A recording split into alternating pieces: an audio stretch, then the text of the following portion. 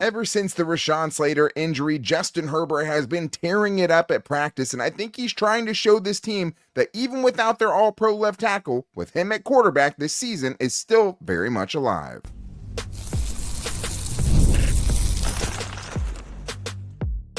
You are Locked On Chargers, your daily podcast on the Los Angeles Chargers. Part of the Locked On Podcast Network, your team every day. What is up, and welcome into the Locked On Chargers podcast. I'm your host, Daniel Wade, joined as always by my co-host, David Droegemeier, and we've been covering the Chargers now for 10 seasons, but this is our 8th year as the host of the Locked On Chargers podcast, bringing you your team every day. Thank you to the everydayers out there for making us your first listen. To make sure that you never miss the show, go subscribe or follow for free on the Locked On Chargers YouTube channel and listen wherever you get your podcast from. David, what do we got today? Whenever a guy the caliber of a Rashawn Slater goes down, it's never good news. But fortunately for the Chargers, they have one of the best quarterbacks in the National Football League. And when you have a quarterback like Justin Herbert, you always have a chance to make it to the playoffs. And on defense, Khalil Mack has been absolutely tearing everything apart. He looks like he is in for a career type year, and I'm definitely not going to doubt Khalil Mack. And we got some good news on Najee Harris. Seems like his activity level is trending up. At this point with Najee Harris, doing anything is something and is newsworthy, but definitely a good sign in his ramp up back to trying to get back to the start of this season. But let's start with Justin Herbert, because there's something that's been somewhat of a trend in the last few practices since the Rashawn Slater injury, and it's just that Justin Herbert has basically taken his game to God levels at practice. And that is something that, to me, is sending a very specific message. I mean, we're talking about a guy who very much has had his leadership questioned at every turn, very much has had, is that dog in him questioned at every turn. And I don't think that he leads as a rah-rah type of guy like we see from some of the other quarterbacks in the league and guys like Phillip Rivers. But what I do think you're seeing with him is growth, and I think he's showing and leading by example and bringing this team along with him. Because I think after an injury like the one that happened to Rashawn Slater, I think it's important for these young guys to know who their quarterback is and to see something really bad like that happen, but then to go out to practice and then come away from it saying, well, damn, like, I mean, with this dude at quarterback, and not that it doesn't matter whether Rashawn Slater's injured, of course, but that they still have a chance to do whatever they're trying to do this season. So this is from Daniel Popper from today's practice, and he said, at one point in 11 on 11, Herbert converted 6 straight third downs, including 2 to receiver Ladd McConkey and 2 to receiver Keenan Allen. In the red zone 7 on 7 periods that closed practice, Herbert completed all 8 of his passes, including 6 touchdowns. I know this is practice, David. We've read a lot of practice reports. There's not many that we've seen that show what we've seen from Justin Herbert over the last few. Yeah, it definitely seems like Justin Herbert has taken it personally, right? He wants to show everybody out there that I am that dude. And yeah, I might not say it. I might not scream it from the mountaintops. You might not see the emotion, but you see the play and you see the ability. And I think Justin Herbert is showing everyone, hey, I am that guy. I can lead this team. I can galvanize these weapons that we have on our squad. I am the reason why there is hope for this football team. And don't ever forget that I am that dude, and I am capable of doing crazy, amazing things like he has so far in his NFL career. And his story is not finished. It's still being written. Well, of course, with Justin Herbert, we've seen him be great, even with some very terrible offensive lines. And I think that is an important part of the conversation, too. I think what you hoped is that giving him an actually good offensive line can make him even better, which I think is sound logic. But I think the other question people would say is, okay, well, what about the competition? Because that was all against the reserve defense, which is what's happening at most training camp practices across the entire league. But this is from Daniel Popper the day after Rashawn Slater got injured. And he said that basically that team felt like it needed a lift and that Justin Herbert was there to give it to him. Herbert completed all 5 of his passes, including 3 went for touchdowns while facing the starting defense. Later on, Herbert then completed all 7 of his passes in 7-on-7 drills against the starting defense. And we know what Jesse Minter's defense is. It doesn't, it doesn't matter who's out there. All of those guys can be, run the disguises and things like that. but he was doing it also against their first team defense, which we expect to still be pretty good at this point.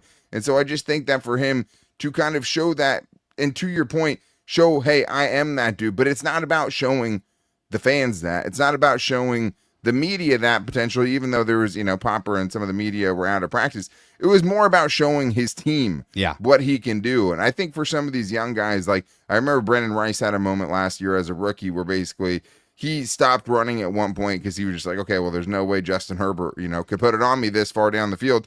And then he realized very quickly that if he would have kept running, he would have caught like a 70-yard touchdown just because Justin Herbert is different. So I think seeing all of this from Justin Herbert in these kind of times that have felt dire, in these times that have kind of felt like, the Chargers' true chance at maybe contention or a deep playoff run went out the window with Rashawn Slater's injury, I think he's trying to make it feel different inside that building. And we'll talk about, the level of competition and if he's getting enough of it.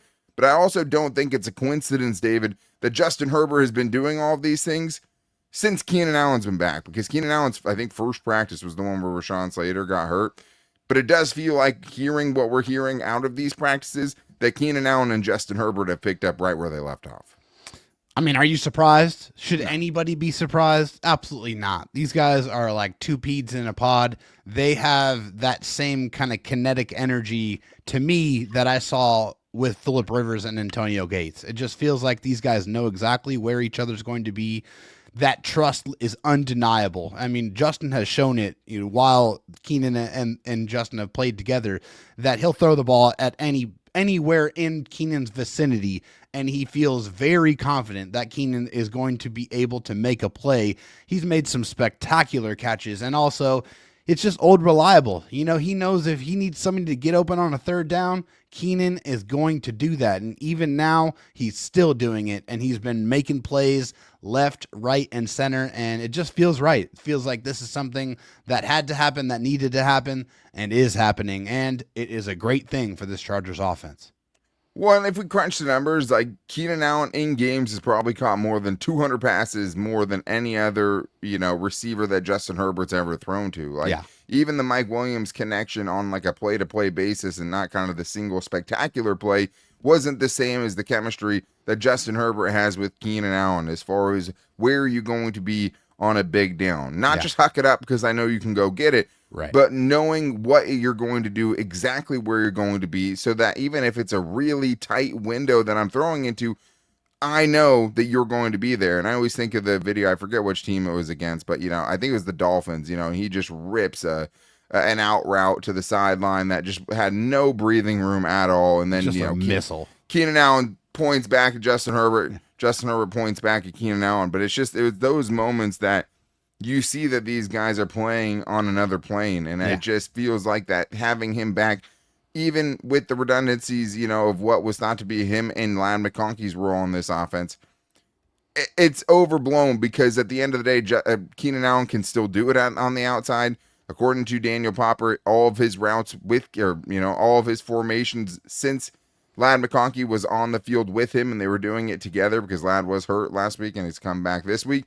Keenan Allen's been on the outside and Ladd McConkey has been on the inside. And I do think that, it is funny because Ladd McConkey obviously gets the label of slot receiver. And he talked a couple of days ago at his press conference saying like, hey, I don't know where that came from. I can do both. But I do think it has felt, at least early on, David, in the returns that we've seen, that it maybe was a little overblown, these guys being on the field at the same time and that being a problem. Yeah, and it really, honestly, it shouldn't be a problem because both these guys know how to get open. Wherever they're at on the football field, they have different ways of getting open. Ladd McConkey is so quick, so precise with his routes. Keenan Allen's releases are legendary. I mean, they get studied across the league, and they have been for the better part of a decade. His releases, his just truly intimate knowledge of where the defense is trying to play and where they're going to be is second to none. He's an incredibly intelligent football player, and the way he gets open, it still works even to this day. So guys that can get open is always going to be welcome to any quarterback in the National Football League. 100%. And we always talked about when you get into these big downs and these big moments, you have to convert a third down who are you going to go to? Well, last year, the only option was Ladd McConkey. That was it. I mean, it was just Ladd McConkey. And so to hear today, it's Ladd getting a third down conversion, and then it's Keenan getting back-to-back third downs, and then it's Ladd again. It just makes me think to all of those times last year where the Chargers offense stagnated. All of a sudden, they're going an entire half without scoring. It feels like that could be better with Keenan Allen now in the mix. But we still have much more to get into, including Khalil Mack, and us probably not talking enough about how good he's looked at training camp this year, and much more on today's Locked On Chargers podcast.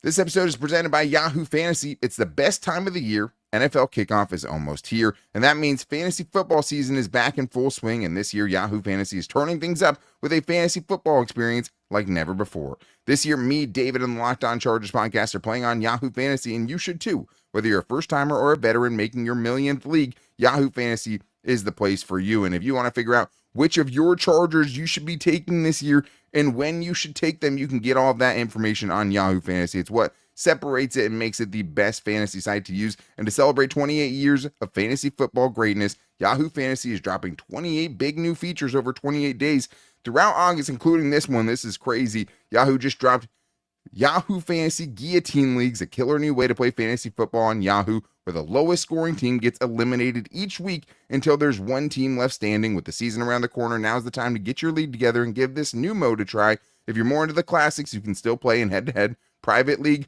or public league matches. Stay tuned for more killer announcements and start playing Yahoo Fantasy Football at yahoofantasy.com/LockedOnNFL. Let's talk about the return of the Mack, because all we have heard so far is that Khalil Mack has been really lining it up in Chargers practice. And again, we're talking about the level of competition and all of those things. That's true every single season. Every single season, you're going up against the reserves a majority of the time. Now, this year it's different because they didn't have a joint practice, and we're going to talk about on tomorrow's show, hopefully after getting an announcement from Jim Harbaugh, if the starters are playing or not, if the Chargers have done enough to competitively get their first team offense and defense ready for the season. But Khalil Mack can only go up against who's out there, right? And it wasn't at bad, but supposedly, according to Eric Smith, he had 4 sacks at today's practice. As recording this on a Wednesday. In the padded practice yesterday, it was 2 sacks and another tackle for loss. David, we know how good he is, but I think him being so great and us kind of knowing what to expect probably has had us hyping up the kind of offseason that he's had so far. Yeah, and I think last year with Khalil Mack, after coming off of what was one of the best seasons of his career, I don't remember him having as much success in training camp as he is having this year, and being as disruptive. Sure. It just feels like it's a little bit of a different level. And I think for Khalil Mack, he knows that, he was this close from retiring. Like it was something that he was heavily considering, but we also know that his biggest motivation in his career is, I need to win a Super Bowl. I need to win in the playoffs. When I get there, I need to have something that will put a stamp on my already Hall of Fame career. Because the thing is Khalil Mack doesn't need to do anything anymore. Like he could ride off into the sunset and retire right away, and immediately upon his eligibility, he is going to walk into the Hall of Fame with a gold jacket. There's no question about it. His resume speaks for itself. Now, there's only one motivation for Khalil Mack, and it's winning a championship. And by all accounts, he is doing absolutely everything in his power to make that happen. Yeah, I mean, this is the quote from Daniel Popper today. Edge rusher Khalil Mack was unblockable. He had a strip sack of quarterback Taylor Heineke, which he also said he got in trouble for because you can't strip sack your own quarterback at practice. Also batted the pass that Deion Henley intercepted. I think it's also interesting, back-to-back practices with him batting passes. I wonder if that's something that we saw a lot last year from the slots under Jesse Minter, right? Getting your hands up. I mean, man, a batted pass, and in some ways could even be better than a sack. I mean, it's not always better because you're not getting the lack of yardage, but if it leads to an interception, right, it's basically the same as, an incompletion or getting a quarterback hit and having it way be better. Incomplete in a lot of ways. But I do think that must be maybe something they're getting more of an emphasis on because we know he can get pressure. We know that is another way maybe he can affect the game a little bit more. Also, the other thing is it just feels like this team needs him to have a huge bounce back season. I mean, I think with the uncertainty in the edge room. Like you feel good about Thule, you feel good about Khalil Mack. Button Dupree, according to Dana Popper, has had a good camp so far, so you feel decent about him as edge 3, and he had 6 sacks last year too. But at the same time, I mean, I think that room didn't do enough last year, so it's like where can the improvements come from? The biggest one is just Khalil Mack getting closer to that 2023 season. I don't think he needs 17 sacks, but I just think that if he has 12 sacks, 13 sacks this year, that'd that be could huge. go a really long way, knowing what Derwin James is going to bring you as far as blitzing, knowing that Thule already has, an 8-sack season in his bag, 7.5 sacks. Yeah. But I do think the other thing is, too, Derwin, another guy we don't talk nearly enough about just because we know he's great. I think Eric Smith said he had 3 pass breakups, right, on Wednesday's practice. And then yesterday he had 2 sacks in the padded practices and another 2 tackles for loss. So that, I think, is just another guy we're not talking enough about. But one guy that it's great to see being mentioned a little bit more is Tarheep Still, who seems like he's heating up. And the reason I wanted to talk about him specifically is because Jesse Minter's been very non-committal about who his starting quarterbacks are going to be. And basically has said it's a wide open race to see who's going to be getting those starting snaps, right, or who's going to be out there the most. And I think you saw that with maybe even a little bit of a message to Tarheep Still when he went out there and had to play in the Chargers' second preseason game as a guy who's already picked off 4 passes and was a presumed starter going into training camp. But he had a great tackle in the game. One thing we probably didn't get to bring up enough. Yeah, I mean, it was great. Wide open field tackle on the outside on a running play. If he doesn't make the tackle, it's a huge chunk gain. Instead, and we've seen him miss that tackle before. That's why it's so important. Well, I mean, the only thing we really questioned about his game is, obviously not just the tackling, but just run defense. What your actual liabilities are, what you need to be doing. Can you get outside? Are you forcing the runner back inside? Are you trying to undercut it to go make a tackle? All of those things he needed to get better at. This was a great sign of that. But also a great sign, David, was him getting a pick 6 at Wednesday's practice and also adding another additional 2 pass breakups. Because, yes, it wasn't a padded practice, but that's something that travels with the pads on or off. It sure does. And for Tarheep Still, it just seems like he is loading up to have a huge sophomore season. And he had a great rookie campaign, one that he should be very happy about. And he put together some great things on tape. But, there's a couple of things that we wanted to see cleaned up going into year 2. Seems like he is very aggressively trying to do that. We know that he's been working out a lot with Khalil Mack, and it seems to have paid some dividends for him being focused because the talent is there. The talent is absolutely there for Tarheep Still to be one of the better corners in the NFL if he puts it together from a full game standpoint. And, you have to walk that tightrope when you're a corner. Do I take the chance or do I stay technically sound and make a good tackle and try to prevent, right? So you have to be able to feel that, but I love the fact that he looks like he's more comfortable in space tackling because those ball skills, they definitely play. You continue with the picks, and then you are able to be a sound tackler on the outside. That's when you start entering the conversation as one of the better corners in the league. And I still feel like even as a 5th-round pick, Tarheep Still can definitely be that.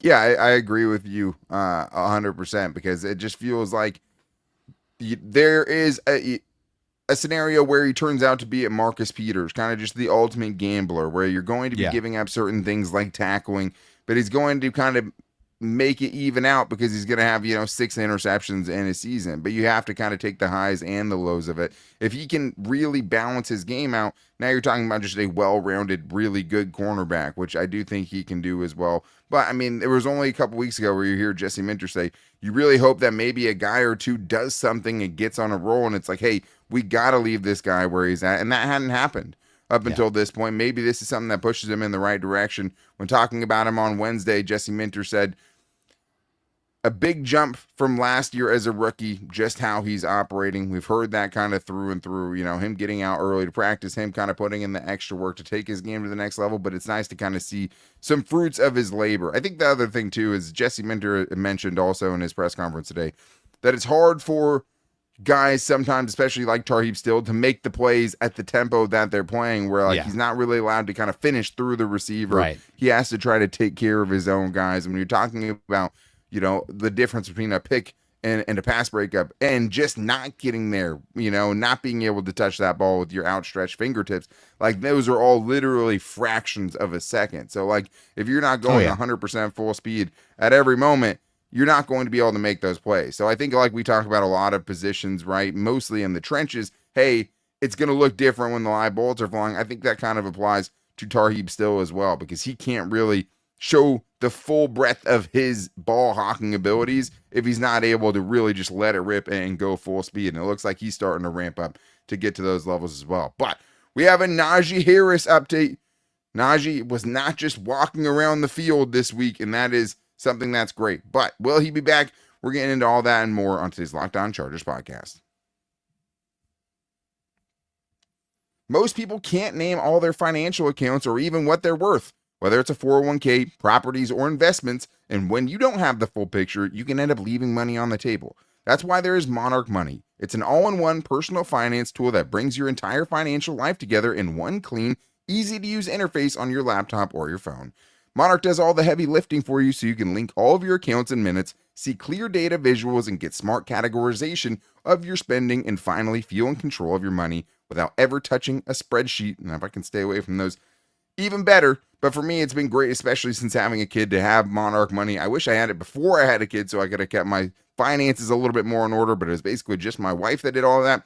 Monarch Money makes me feel like I'm in control and I'm understanding what we're paying for, maybe things we're spending too much on, and being able to get better at it. But don't let financial opportunities slip through the cracks. Use code LOCKEDONNFL at monarchmoney.com in your browser for half off of your first year. That's 50% off your first year on monarchmoney.com with code LOCKEDONNFL. Dave, we still have more to get to from practice because we did have a good news, related thing with Najee Harris, which we haven't had a bunch of since the 4th of July. But this is true. Before that, I just want to thank everyone for making us your first listen. We always appreciate the everydayers out there. If you need a second listen, make sure to check out the Locked On Bet Show with Lee Sterling and Kevin Rogers, as they give you can't miss NFL futures that are coming up. I'm super excited about it, and daily MLB locks as well on YouTube and wherever you get your podcast from. I have a lock for you. Bet on the Padres. How about that? But let's get to this, David. Najee Harris, some movement in the Najee Harris saga. I mean, there really hasn't been much over the last couple of weeks. Obviously, he was out there. He's posting Snapchats where one of his eyes basically isn't open at all. But, we haven't had anything tangible, nothing substantial, maybe something a little bit better. This was from Chris Rim saying, on Tuesday, running back Najee Harris ran and participated in drills with a football for the first time this training camp, doing so off to the side with an athletic trainer. During Tuesday's practice, he was out working with an athletic trainer and doing more on the side at Wednesday's practice, according to reports. Bridget Condon's out there saying a lot of agility work, pushing a sled, which all is good news for the Chargers as far as Najee Harris goes. Because, David, it's kind of a weird one where, physically, I think you're most just worried that he's staying conditioned enough. And at least at this point, you're seeing him get back to that a little bit. Yeah, I mean, I think I saw one of the doctors, Dr. Jesse, on Twitter, basically said, "Hey, the uptick in his activity level is a positive sign," and said basically, he thinks that speculating there might have been an issue with the cornea there where he couldn't do a lot of activity. So the fact that things have seemed to be healing, right, is allowing him to be able to put more stress on his body and to be able to get back into, game shape, right? Because that's a big part of it. He's been out for, a month and a half almost, right? So he has to be able to get that stamina back. He's got to be able to get the wind. He's got to be able to get that game shape back, right? Even, Keenan's been out for a long time. He just re-signed and he's still trying to work himself back into being ready to go. And so the same thing I think is happening for Najee. This is just a good step in the right direction, that he's starting to actually do some more close things that are closely resembling football activities. Well, and this would kind of always be part of the ramping up process anyways, right? Had he pulled his hamstring and was now doing the things he's doing at practice, you'd be like, okay, well, this is a guy that's on his way back. So I think it's just so much different because we're talking about an eye, and that is such a rare thing, right? We have timelines for ACLs. We have timelines for pulled hamstrings and high ankle sprains.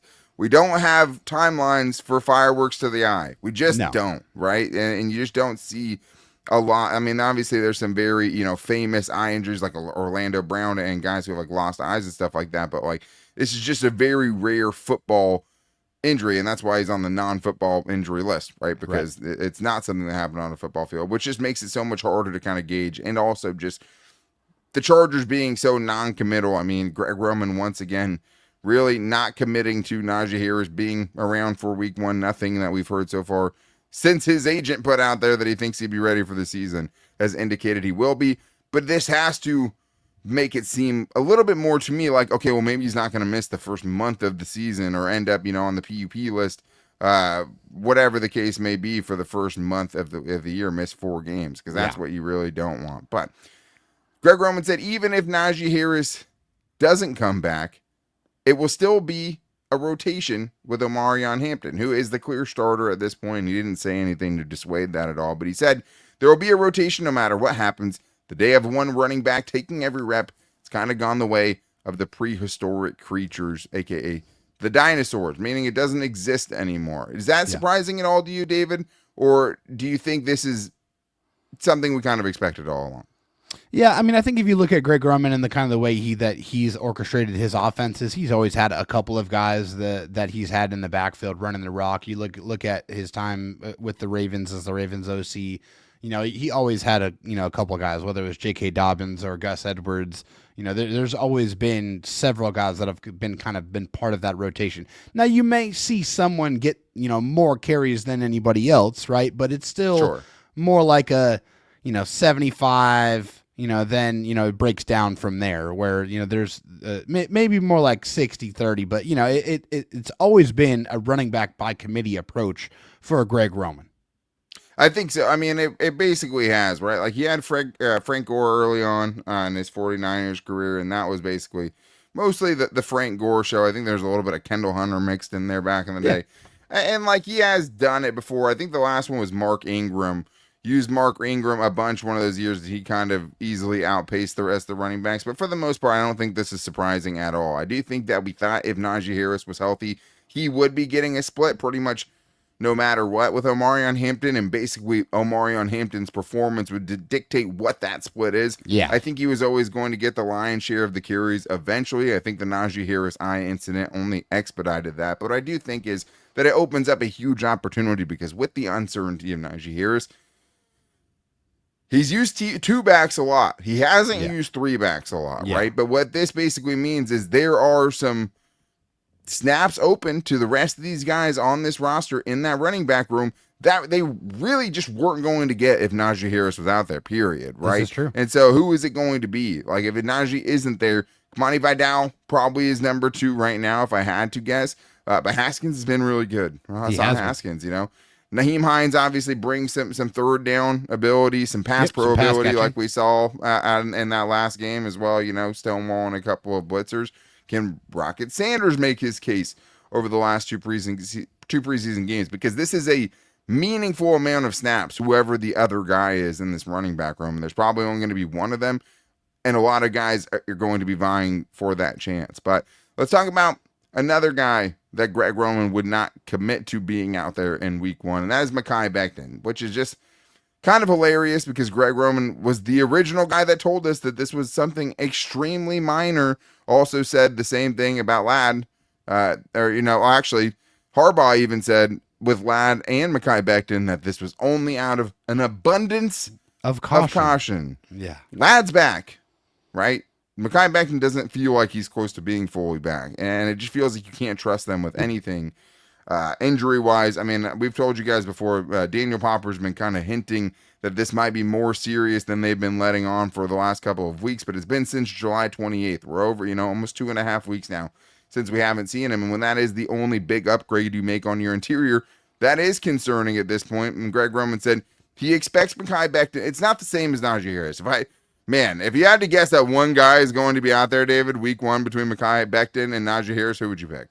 Right now, I think it's going to be Mekhi Becton. It just seems like it's more likely for that to happen. But I don't know, man. That's a really good question because Najee's actually back on the field doing football activities. And, according to Greg Roman, it's just been him getting for Mekhi Becton getting the great meeting time and doing walkthroughs.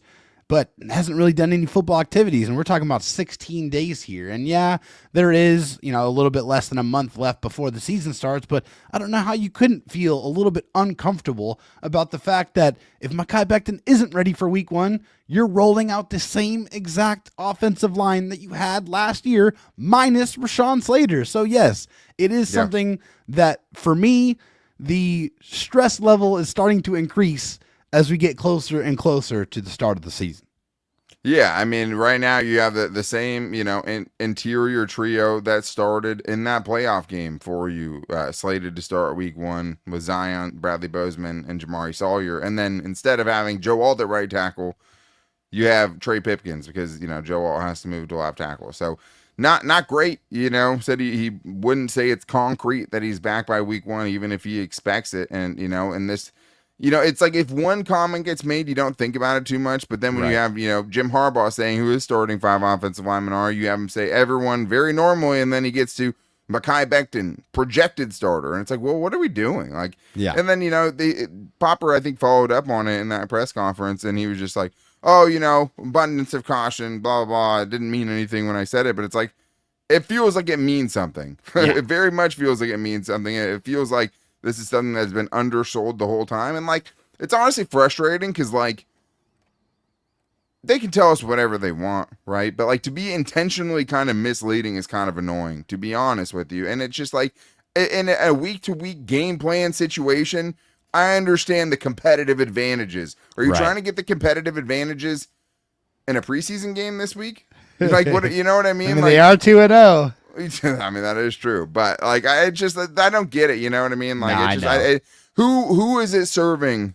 Like, the part I do understand is you don't want to say, hey, this guy's probably going to be back in 2 weeks, and then he ends up missing 3 weeks, and everyone's down your throat about it. But like, this started with like Greg Roman basically saying it was nothing. You know what I mean? Like, extremely minor. Like, so it's just hard to say extremely minor or something that's going to keep you out, close to 3 weeks. Yeah, it doesn't feel extremely minor. Yeah. No, it just feels uncomfortable, man, because like it's something we already had our big questions about. And it's not even just that he won't be back for the season 1 or week 1 of the season. It's more just about, okay, well, like this is someone who has an extensive history of injuries and he's been very healthy the last couple of years. But this is getting off on a pretty bad start. So we'll have the Ben Herbert conversation at some point, but that's going to wrap things up for today's show. To make sure you don't miss the next one tomorrow, go subscribe or follow for free on the Locked On Chargers YouTube channel and listen wherever you get your podcast from. We should be hearing from Jim Harbaugh tomorrow and finding out potentially if some starters could be playing in this third game.